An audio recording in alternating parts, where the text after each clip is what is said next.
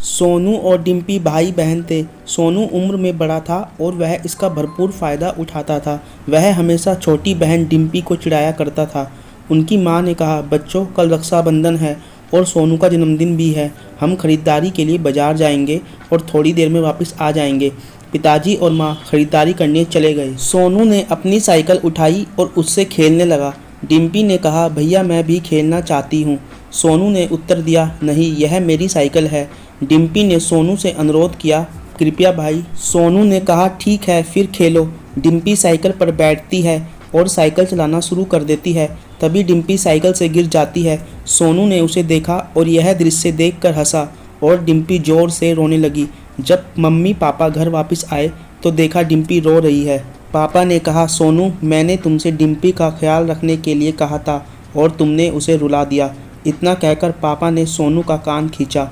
सोनू चिल्लाने लगा, पापा छोड़ो इसे। लेकिन डिम्पी को अपने भाई को दर्द में देखकर बहुत दुख हुआ। वह तुरंत बोली, पापा इसमें भाई की बिल्कुल भी गलती नहीं है, वो मैं ही थी जो साइकिल से गिर गई। इस तरह डिम्पी सोनू को मुसीबत से बचाती है। अगली सुबह पापा ने सोनू को चॉकलेट लेने के लिए बुलाया। सोनू ने कहा, क्या यह मेरे लिए है? पापा ने उत्तर दिया, नहीं यह डिम्पी के लिए है।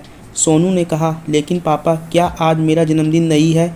पापा हाँ, लेकिन आज रक्षाबंधन भी है। पहले रक्षाबंधन और फिर जन्मदिन। जब डिम्पी तुम्हें राखी बांधेगी तो तुम उसे ये चॉकलेट दे देना। इतना कहकर पापा वहाँ से चले गए। आज मेरा जन्मदिन है या नहीं, चॉकलेट मैं डिम्पी को क्यों दूँ? यह कहते हुए कि सोनू वह चॉकलेट खाता है। थोड़ी देर बाद रक्षाबंधन का कार्यक्रम शुरू हो जाता है। डिम्पी सोनू को राखी बांधती है। डिम्पी ने कहा, भाई अब मुझे मेरा उपहार दो। सोनू ने उत्तर दिया, कौन सा उपहार? मम्मी बोली, जो चॉकलेट पापा ने तुम्हें दी थी वो डिम्पी को दे दो। सोनू ने कहा, ओह वो तो मैंने खा ली है। पापा ने सोनू को डांटना शुरू कर दिया, लेकिन वह डिम्पी के लिए सही था। पापा की बात सुनकर सोनू रोने लगता है और कहता है, मैं जानता हूँ कि तुम सिर्फ डिम्पी से प्यार करते हो। आज मेरा जन्मदिन भी है ना, और तुम मेरे लिए कुछ नहीं लाए हो। पापा ने कहा, सोनू रोना बंद करो। आज रक्षाबंधन है और डिम्पी तुम्हारी बहन है। उसने तुम्हें राखी तो बांधी थी, तुम्हें उसे चॉकलेट देनी चाहिए थी। सोनू ने कहा, आप हमेशा डिम्पी डिम्पी कहते हो, मैं भी आपका बेटा हूँ। क्या हुआ अगर यह रक्षाबंधन या दिवाली है, सिर्फ डिम्पी को उपहार मिलते हैं, मुझे कुछ भी नहीं मिलता। पापा ने गुस्से में जवाब दिया, चुप रहो सोनू, तुम किस बारे में बात कर रहे हो? यह सुनकर सोनू और भी ज़ोर ज़ोर से रोने लगता है। पापा ने कहा, सोनू रुको, यह सब नाटक मत करो। तुम बहुत स्वार्थी हो गए हो, तुम बहुत असभ्य भी हो गए हो। तुम यह सब कहाँ से सीख रहे हो? तभी मम्मी कहती है, उसे छोड़ दो, यह अभी बच्चा है, आज इसका जन्मदिन भी है। अचानक डिम्पी बोली, रो मत भाई, मुझे कोई गिफ्ट नहीं चाहिए।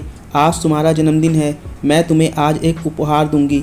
डिम्पी एक उपहार लाती है। गिफ्ट देखकर मम्मी पापा भाई सब हैरान हो जाते हैं। पापा ने पूछा, डिम्पी यह क्या है? डिम्पी ने उत्तर दिया, पापा भाई आपसे एक स्पोर्ट्स घड़ी खरीदने के लिए कह रहा था।